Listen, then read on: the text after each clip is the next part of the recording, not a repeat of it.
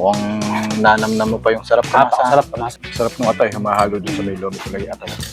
Tapos ang dami rin yung sahog mga kamasa. Meron ding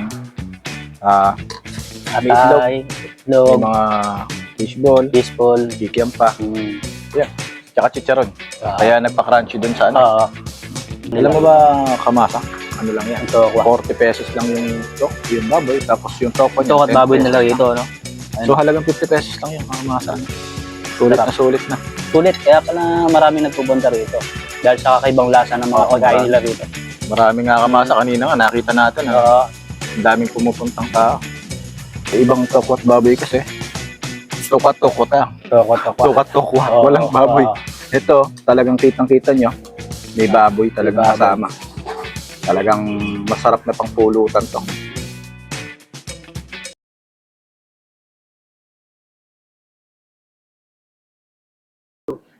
Yo, hello mga kamasa. Nandito na naman tayo sa another vlog ng Kamasa TV. Kung saan ang pagkain Laging may kwento. Sama-sama sa sarap. Kwento at saya. At ngayong araw na to mga kamasa ay dahil katatapos lang ng bagyong Paulo. Nandito at maulan. Oh, yan. Ulan pa naman ngayong araw na to kamasa. Tama, so, tama. naisipan namin pumunta sa isang Liblib na lugar.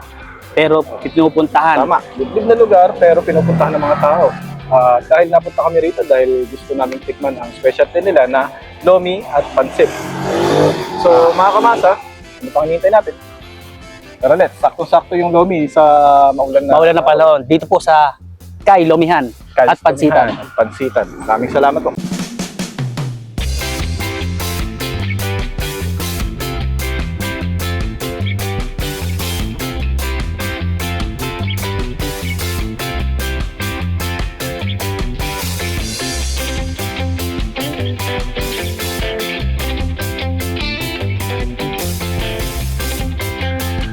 So ayun mga kamasa, nandito naman tayo ulit sa panibagong vlog ng Kamasa TV.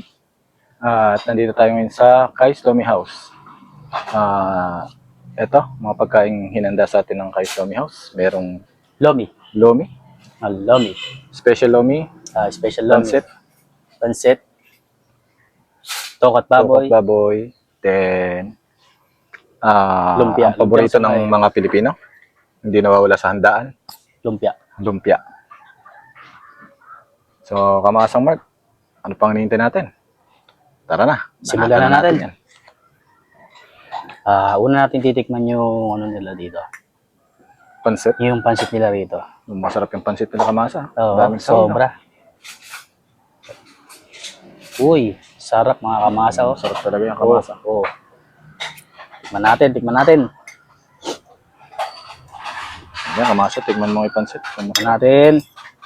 Hop. Yan, gawa mo na rito.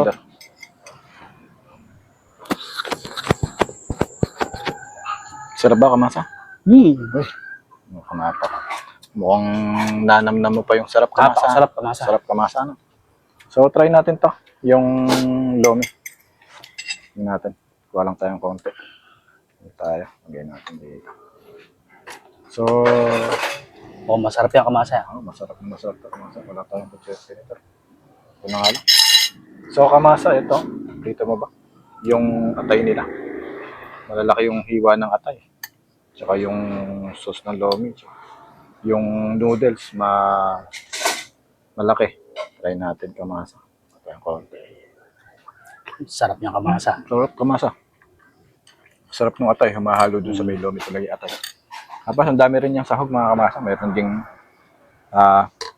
may itlog. Atay, May itlog, mga fishball, baseball. kikiam pa. Yan. Tsaka chicharon. Kaya nagpa-crunchy dun sa ano. So, ayun kamasa. Ano pa ba yung pwede natikman dyan? Yung lumpia nila rito. O kaya lumpia. ito. Ito muna pala, yung ano nila rito. Tokwa. Tokwa nila Babae. rito. Tokwa nila Alam mo rito. ba kamasa? Ano lang yan? Tokwa. 40 pesos lang yung baboy. Tapos yung tokwa niya. Ito at 10 baboy pesos nila lang. rito, no? So, halagang 50 pesos lang yung kamasa. Ano? Sulit Sarap. na sulit na. Tikman natin mga kamasa. Sarap ba kamasa? Sarap. Panalo. Ano? Sulit, kaya pala marami nagpupunta rito. Dahil sa kakaibang lasa ng mga pagkain nila rito. Marami nga kamasa kanina nga. Nakita natin. Ang daming pumupuntang tao. So kamasa, medyo kakamayin ko na. Ito pa itong gustong-gusto kong tikman kanina pa eh. Mukhang Masarap na kamasa. Kamasa, tingnan natin yung laman niya. Kamasa. Hindi tinipid sa ingredients. Kamasa. Oo. Ito Yung iba kasi karamihan. Sarap niya, no? Halos flat na flat eh. Para kung napunta sa Jollibee, kamasa. Para palang ano, no? Sa Wala bang mascot ng Jollibee rito? parang sa Napunta mga na yung Jollibee, napunta na yung Shanghai ng Jollibee. parang sa mga sikat na restaurant. Ano? Sarap.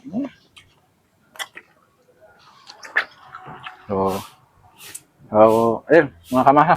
Tikman namin yung mga pagkain. Hindi namin kayang pigilan ng sarili namin para kainin yung mga to. Tara na mga kamasa, mag-merienda na tayo. So ayun mga kamasa ulit. Pakilala lang namin bagong videographer natin. So sa miyembro ng Kamasa TV, si Boy Tango. Boy Tango. Boy Tango, ano masasabi mo sa ating mga viewers? So ayun mga kamasa, gusto raw niyang tikman yung mga hinaing pagkain sa atin ng Kais Lomi House. Boy Tango, ano bang gusto mong kainin dito? Gusto mo bang start natin to? So si Boy Tango, ilang gagawin niya ako dito mangulam para malaman natin kung masarap ba o hindi yung pagkain. Boy Tango, anong masasabi mo? Masarap ba yung pagkain, Boy Tango? So ano pa, Boy Tango, ang gusto mong kainin dito? Ituro mo lang, Boy Tango. Tama sa tatikman mo nga siya ng ano. Gusto kong kagatin niya sa pinakaharapang ngipin. Tara mga kamasa, buwan natin si Boy Tango. Boy Tango! Here comes the truth. Boy Tango! Boy Tango! Sarap ba, Boy Tango? So hindi mawala to. Ang pansit daw, pampahaba ng buhay. So, gustong-gusto ni Boy Tango itong kainin. Boy Tango, kain. Sarap ba, Boy Tango? Boy Tango, habang kumakain ganyan, samahan na rin natin ng tokwa. Boy Tango, ano masasabi mo? So, yun, mga kamasa. Nag-approve si Boy Tango. Kaya, approve na approve ang lasa ng mga pagkain hinahain sa atin. So, ano pang hinihintay nyo? Medyo gugutom na kayo? Ha? Start na natin kayo. Inabot na tayo ng gabi ulit. Medyo pagod na kami.